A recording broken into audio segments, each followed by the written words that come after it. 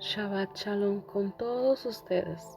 Hoy es 1 de mayo, día viernes. Ya inició Shabbat. Aquí conmigo pues son las 9 de la noche aquí en México. Así que yo ya estoy en el día de Shabbat. Vamos a iniciar nuestro estudio de la Torah. Hoy nos corresponde mirar Bereshit 2, 5 al 9. El origen de nuestro propósito. Así lo he llamado. Vayamos pues a leer en Génesis 2.5 o Bereshit 2.5, como quieran llamarlo. Dice: todavía no había arbustos en la tierra, ni habían brotado otras plantas. Ninguna vegetación del campo brotaba aún, porque Yahvé Dios no había hecho llover sobre la tierra, y no había hombre que cultivara el suelo. Aquí nos deja ver que se marca la transición entre el potencial y la manifestación, pues nos hace ver que la creación estaba lista para broto debajo de la superficie. Estaba en estado latente, pero no emergió, porque había dos condiciones para ello: la lluvia y el trabajo del ser humano. El texto describe un estado en hebreo llamado terom. Todavía no, aún no. Lo que implica esto, que el mundo está en un proceso continuo de creación, pues no es un evento estático del pasado, sino una invitación profética a completar la obra. Este pasaje nos dice claramente que este mundo es un sistema que espera por nosotros, el ser humano. Nos muestra que Yahvé Dios puso provisión para nosotros en esta tierra, pero el encender motores depende de la capacidad de cada uno de nosotros, el ser humano, para elevar la voz y trabajar en nuestra naturaleza espiritual. Cultivar la tierra, la Adama. Cuando cultivamos, labramos nuestra vida usando la Torah. Hoy no estamos siguiendo reglas sin sentido, sino que estamos alineando nuestra tierra, Adama, con el diseño original. El diseño que fue creada, la Adama. Al momento de guardar, vivir, poner por obra la instrucción que es la Torah, al momento de meternos a las aguas profundas del estudio de la Torah, se tiene el poder de ablandar todo el corazón de piedra, rompiendo toda estructura vieja, para que lo nuevo respire, surja, crezca, brote, sin ir torcido, sin ir desviado, ya que la Torah nos da la guía, los criterios para distinguir entre lo que es esencial y lo que es basura espiritual. Esto es lo que nos deja ver aquí en este pasaje. Ahora vamos a mirar qué dice en Bereshit 2.6. Pero una neblina subía de la tierra y regaba toda la superficie del suelo. Aquí podemos ver claramente que la creación física, sin la intervención espiritual, es estéril. Sin lluvia, que es la palabra, la instrucción, bendición de Yahvé Dios, y sin la colaboración humana, su labor, su trabajo manual y oración, hace alusión que este mundo espera la redención y verdadera conexión espiritual que nos lleva a reconciliación con Yahvé y restauración de nuestra vida en esta tierra. Espiritualmente nos hace ver que esta lluvia no es solo agua física H2O como la conocemos, sino representación de la Torah, la instrucción, la palabra, sabiduría, gracia, misericordia, flujo divino. Pero sin el trabajo, cultivador, labrador, buscador espiritual, esa sabiduría divina queda en un plano abstracto, en las nubes sin agua. Cuando el ser humano cultiva, labra, se prepara, pide esa sabiduría de lo alto, desciende y se convierte en algo práctico que da frutos buenos. Proféticamente, esta lluvia simboliza el flujo espiritual que desciende, pero ese flujo solo se activa cuando hay un o una vasija, ser humano listo para recibir y trabajar como Ejad, como uno solo con Yahvé, nuestro Elohim. En estos dos textos, en su contexto original hebreo, dice Adamá, suelo fértil, subrayando que la identidad del ser humano, del Adán, está ligado a la tierra, al polvo, barro, del cual fue formado, lo cual veremos pues en Génesis 2:7. Pues Adamá, el suelo, es materia orgánica y fértil, de la cual Dios modela la vida, esa vida creacional para nosotros, el ser humano. Esta palabra, Adamá, en estos dos pasajes bíblicos, define la función primordial del ser humano. Adán como custodio y trabajador de la creación, representando materia y cuerpo humano, cuerpo físico. Cuando dice, no había hombre, ser humano, para labrar, cultivar, simboliza que sin conciencia humana, sin esfuerzo personal y sin servicio que se hace de corazón, los dones divinos no se manifestarán a través de ti, a través de mí, al mundo físico, porque Yahvé Dios no impone, sino que espera que el ser humano sirva, pida y reciba los Rujob. Una vez gestionando nuestro libre albedrío, porque Él jamás obligará a nadie en nada. Tú, yo, lo determinamos.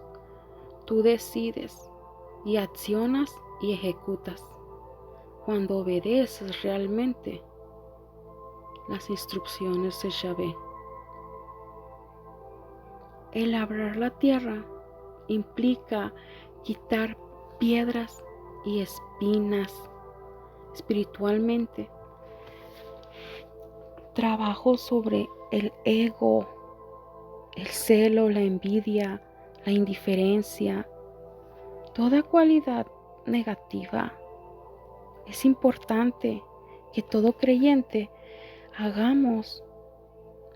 tengamos tiempo de oración, un acto de abrirse ante nuestro Creador, abrirle nuestro corazón, haciendo un vacío de todo lo que está estorbando en mi corazón, en tu corazón, todo aquello que está limitando mi potencial, tu potencial, pues nada espiritual se adquiere sin esfuerzo. Hay costo, debemos de pagar el precio. Labrar la tierra significa que la espiritualidad no es algo que sucede por accidente, sino que es algo que se cultiva con disciplina, estudio de la Torá, oración y sobre todo con obediencia, guardando, viviendo, poniendo por obra la Torá, haciendo surco, como dijo el profeta Jeremías. Vean Jeremías 4:3. Esto que dice ahí se refiere a trazar un camino de vida recto, justo, continuo, lo que simboliza orden y disciplina que evita desviarte. Es un trabajo duro que cuesta y duele cada día para tu propio bien, para mi propio bien. Pues el surco es una herida necesaria en la tierra, en esta Adamá, para que ésta sea productiva. Cuando la tierra Adamá es arada, nos duele, nos rompe, pero es necesario, ya que pues se crea un espacio para que lo nuevo pueda nacer en el orden correcto y orden interno que reconoce quién me sostiene con propósito y de quién dependo yo realmente. Duele y duele mucho, pero tiene que doler. Proféticamente podemos ver en la Torá que el arado de la tierra tiene el objetivo de refinarla, no de destruirla. Nuestra humanidad, nuestra carne, cuerpo, nuestros deseos, eso es en lo que se trabaja. La Torá busca que seas preparado, que yo sea preparada, que se prepare esta tierra, esta Adamá, para poder sostener la santidad. Es por eso que nos hace ver que nada brota sin que el ser humano estuviese ahí. Pero también vemos que el ser humano no puede hacer brotar, producir nada real sin la Torá. Pues es la Torá que le enseñó al ser humano cómo labrar su propia naturaleza para que a esa lluvia divina no la pierda el hombre, el ser humano, sino que él produzca cosecha, reconciliación, shalom, redención, a través de esa bendición. Veamos qué nos dice el pasaje de Bereshit 2:7. Y Yahvé procedió a formar al hombre del polvo del suelo y sopló en sus narices el aliento de vida. Y el hombre se convirtió en alma viviente. Vemos que describe la arquitectura espiritual y física del ser humano. En Génesis 1:26 se usa la palabra nace, hacer, producir, preparar, manufacturar, dar, formar, plan.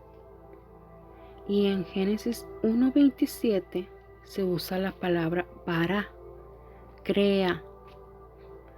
Aquí en el Génesis 2:7 se usa la palabra vayitzer, formó. La raíz de esta palabra es yatzar, alfarero que trabaja con barro, lo que sugiere una relación íntima y artesanal, pues Yahvé Dios no solo ordenó que el hombre existiera, sino que lo moldeó con sus propias manos, lo procesó, lo pulió, lo formó con propósito. En el texto hebreo, la palabra Vayitzer se escribe con 2 letras Yod.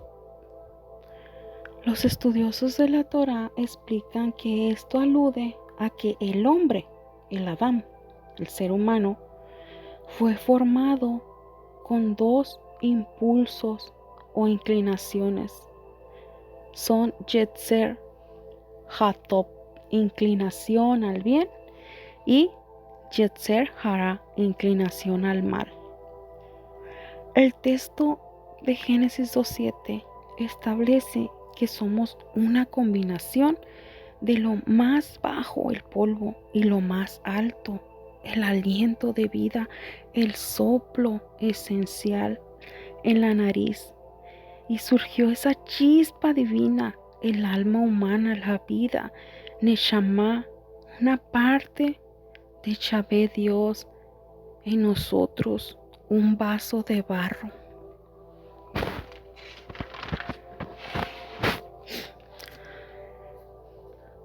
Lo que nos define como seres humanos y nos diferencia de los animales es la capacidad de comunicación y el articular pensamientos a través del habla. Significado espiritual de Vayitzer: formación detallada de la obra de un alfarero. Nos deja ver que hay un proceso de formar y crear. Significado espiritual de Adamá, la tierra de la cual venimos. Es para nosotros un recordatorio de humildad. Significado espiritual de Neshama, aliento de vida que nos conecta directamente con lo espiritual, teniendo la capacidad intelectual, la conexión de Dios y la intuición espiritual. La raíz de esta palabra es Neshima, respiración. Esto enseña que con cada aliento que tomamos, renovamos nuestra conexión con la fuente de todo, Yahvé Dios. El texto especifica que sopló en la nariz, aliento de vida, Neshama Hay.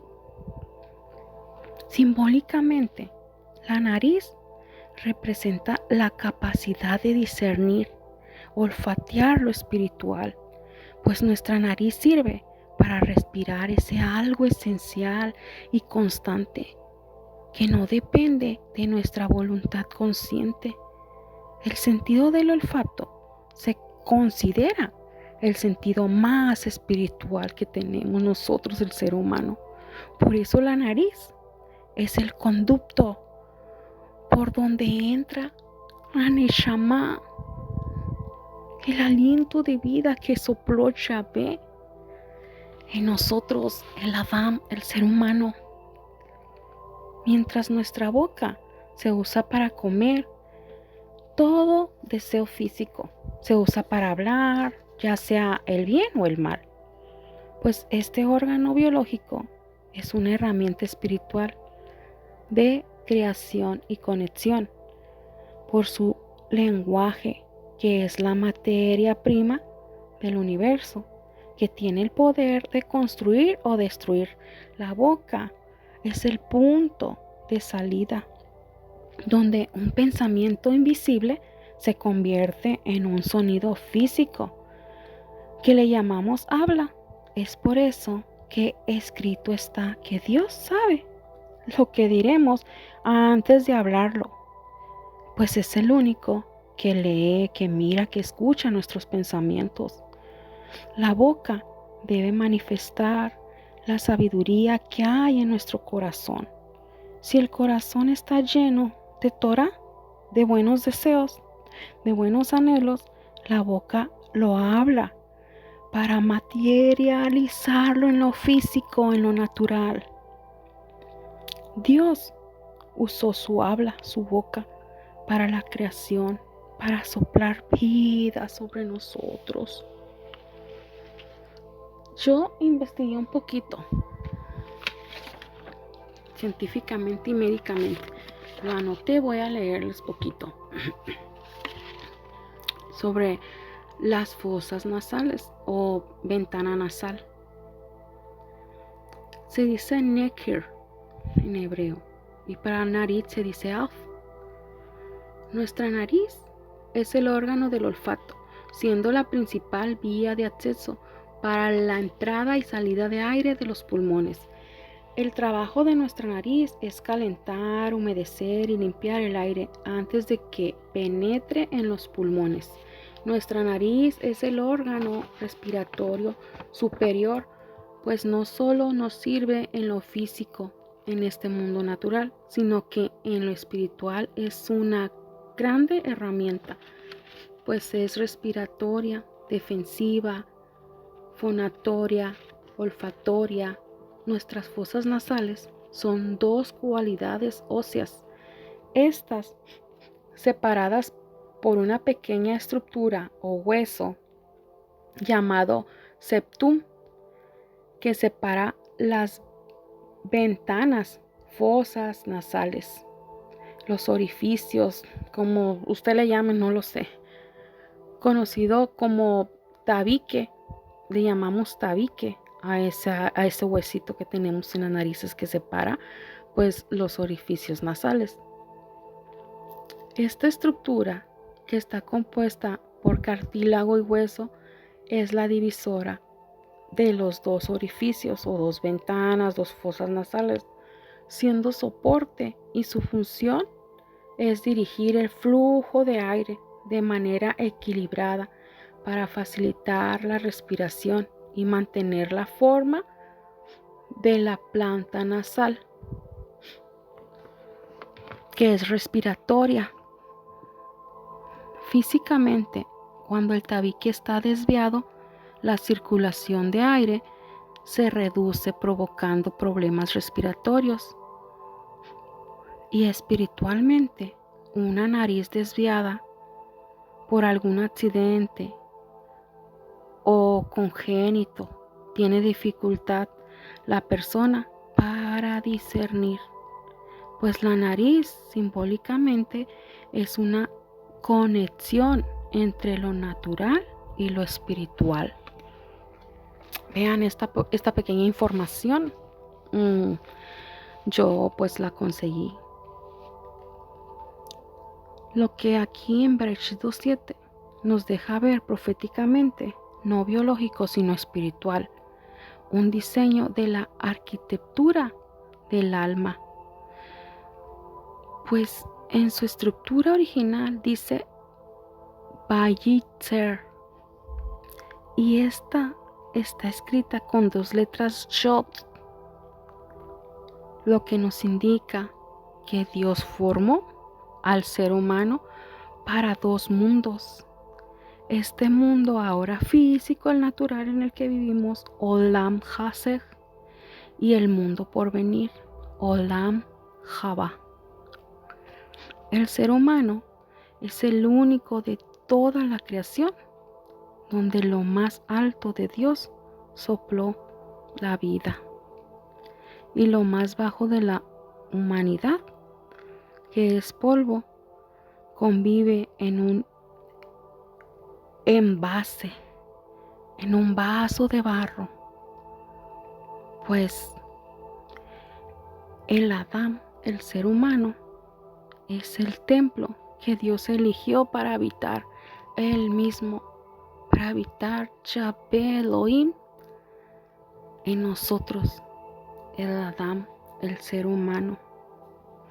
En el pensamiento hebreo, los nombres revelan esencia. Adán ser humano, hombre, tiene la abreviación de Dam, sangre, unión de la materia tierra con vida. Adamá, polvo, suelo, tierra, arena, cultivable, fértil. La palabra Adam se vincula con la raíz edomé, me parece, derivada de Damá, parecerse o ser semejante. El hombre simboliza al barro, pero aún así su potencial es ser como Dios, reflejando su carácter y santidad. Veamos Job 33:4. Dice: el propio Espíritu de Dios me hizo, y el propio aliento del Todopoderoso, del Omnipotente, el Shaddai, procedió a hacerme vivir. Aquí vemos un recordatorio de nuestra dependencia absoluta y nuestra identidad. Aquí, Eliú usa este argumento para validar que sus palabras no las habla de su propia sabiduría, sino de la inspiración que Dios pone en él, porque él es un templo, dando a entender que la verdadera sabiduría espiritual no depende de edad, sino de la conexión con el soplo del Shaddai, de la obediencia a las instrucciones de Dios, ya que nuestra existencia no es un accidente, sino un diseño con propósito. El ser humano es un santuario en movimiento, con hálito, soplo del poderoso creador de todo el universo. Para hablar palabras que crean orden, no destrucción, el nombre Shaddai, usado aquí, alude a aquel que pone límite a la naturaleza, recordándonos que nuestra vida tiene un diseño, tiene propósito, sí, pero también un límite sagrado que nos hace aprovechar al máximo el potencial personal para enfocarnos en el propósito que refleja la presencia de Dios al mundo.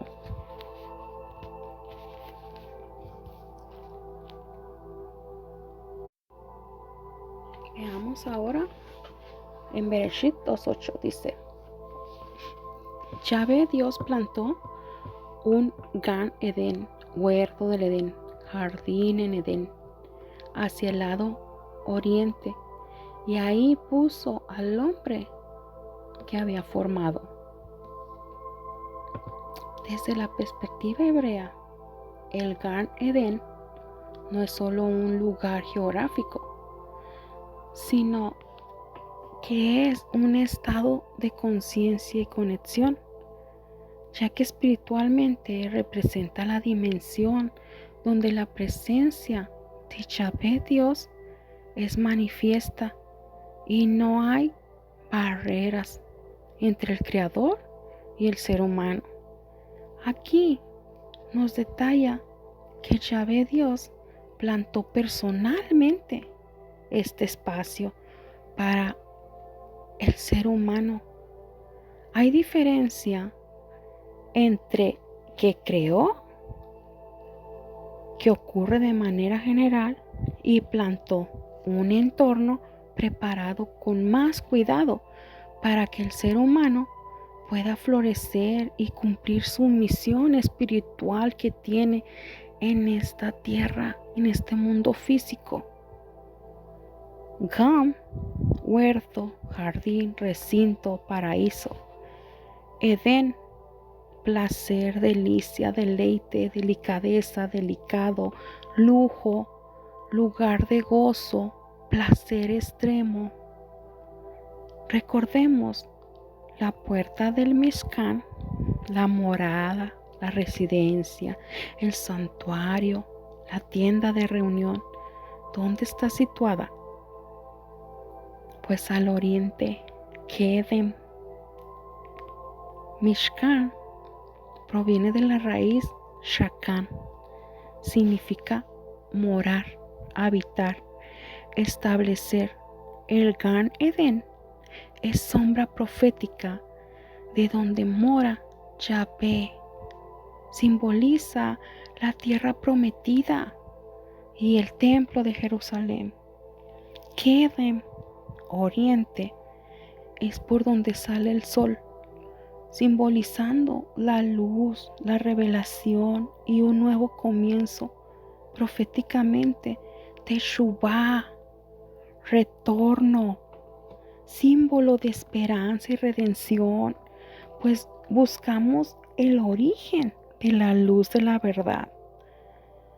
Por esa dirección, el Adán es expulsado, marca la entrada a la presencia de el Elohim y el exilio del ser humano. Al decir que Dios puso ahí al Adán, al humano, Vayashem puso ahí en Edén, significa un posicionamiento con propósito y asignación espiritual, representante real en el lugar santísimo, como pastor de ese jardín, como sacerdote de ese santuario. Fue posicionado en el Edén, en la delicia, en el deleite, plantado al oriente, lo que posicionaba al ser humano de cara a la revelación continua de Yahvé Dios. Su posición era la de un shomer que debía mantener shalom, orden, completitud, santidad a través de su obediencia, de poner por obra la instrucción que le había sido dada ya y de tener comunicación directa con Yahvé Dios, siendo puente de comunicación entre el cielo y la tierra. Esto establece que la espiritualidad requiere de un esfuerzo activo, de un cuidado, de protección del entorno dado por Dios para que el ser humano ejerza su función espiritual desde una alta dimensión, la cual nos hace vivir todo el tiempo en su presencia y apartados para Él continuamente, sin excusas, sin pretextos.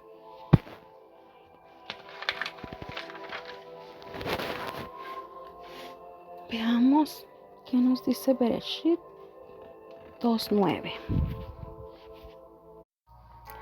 Dice Bereshit 2:9. Así que Yahvé Dios hizo crecer del suelo toda clase de árboles agradables a la vista y con frutos buenos para comer. También hizo crecer el árbol de la vida en medio del jardín y el árbol del conocimiento de lo bueno y lo malo. Aquí la Torá nos deja ver el escenario del libre albedrío para el ser humano a través de dos símbolos centrales, pues estos dos árboles no son simples plantas frutales, sino dos formas distintas de percibir y experimentar la realidad espiritual.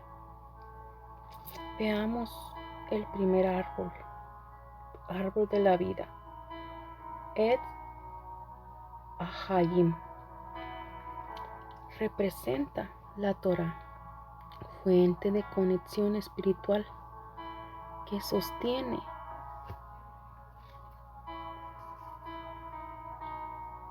la existencia más allá de lo físico. Representa unidad, Ejad, con nuestro Abacadosh. y conexión directa con Él, que es la fuente infinita, esa fuente pura que emana todo, más allá de la comprensión humana. Este árbol de la vida simboliza sabiduría pura, simboliza pues la Torah, simboliza el nivel más espiritual, sabiduría divina en ti, en mí, esa sabiduría que viene realmente de lo alto, no sabiduría humana que cualquiera tiene y puede tenerla. El comer de este árbol significa vivir en un estado de ser, de identidad, donde tú entiendes que todo proviene de Dios y que no hay separación, pues te lleva a conexión eterna de continuo, a buscar de lo espiritual, lo eterno, lo que es para siempre. Vives en obediencia.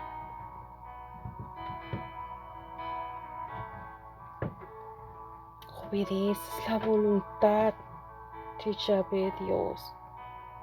Pones por obra la instrucción que es Torah. El segundo árbol, árbol del conocimiento del bien y del mal. Etz Ha'af Top Urab. Representa el deseo humano de tener omnisciencia, conocimiento absoluto de todas las cosas, juicio propio del ser humano, o sea, la responsabilidad de evaluar las propias acciones, ya que cada persona es responsable de sus propias decisiones. Este árbol da el paso a la realidad, a la realidad de falsedad, de mentira, y a la realidad de una verdad. Simboliza conocimiento mezclado, no solo conocimiento de Yahvé Dios, sino suposiciones, opiniones, pensamientos humanos. Este árbol del conocimiento del bien y del mal, espiritualmente, profetiza cambio radical en la conciencia humana, pues no es un árbol mágico, sino un estado de dimensión para el alma. Pues el alma, en vez de ver como realmente es, sujeta al Ruach, empieza a ver lo que yo quiero, lo que yo supongo, lo que a mí me gusta, lo que así lo quiero hacer, porque a mí me conviene hacerlo así. Este árbol lleva a juzgar al mundo según el placer del humano y no de lo que Dios está hablando. Este árbol es símbolo del ego. El humano define por sí mismo qué es lo correcto. El yo pienso, yo supongo, yo declaro, yo decreto, yo establezco, yo manifiesto. Que esto, que el otro, yo. Ajá. Qué gran ilusión del humano, separado de la fuente divina, haciendo actos proféticos por todos lados. Porque me da la gana, no más porque me da la gana. Porque me mando solo, porque me mando sola. Porque lo hago por mi voluntad. Será como yo decreté, como yo declaré, como yo lo manifesté, como yo lo establecí.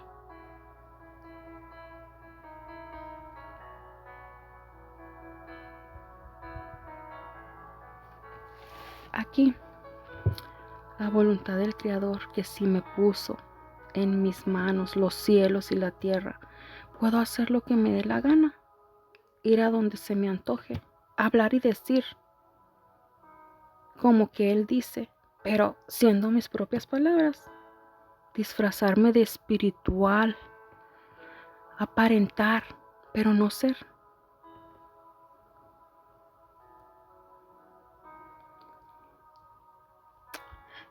Hermano, hermana que me escuchas, a todas las personas que me escuchan, que después escucharán esta enseñanza,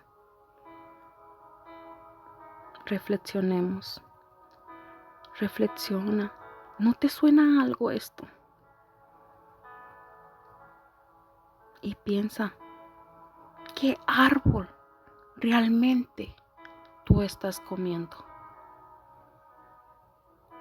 Este árbol da la capacidad a la humanidad para unirse a lo material, vivir sin verdad en lo natural, sin que sea lo real, vivir conectado a algo para beneficio propio y egoísta, desconectado de la vida espiritual, pero fingiendo que eres espiritual, aparentando ser espiritual, aparentando tener conocimiento de Dios, y eso lo mezcla.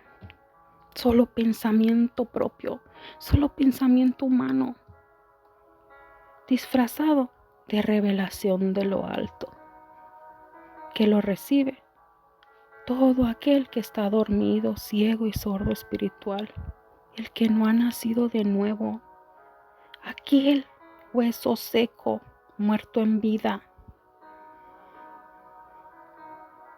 Veamos, el texto también dice lo siguiente. Dice que Yahvé Dios hizo crecer toda clase de árboles agradables a la vista y con frutos buenos para comer. Vemos que nuestro Creador hizo crecer árboles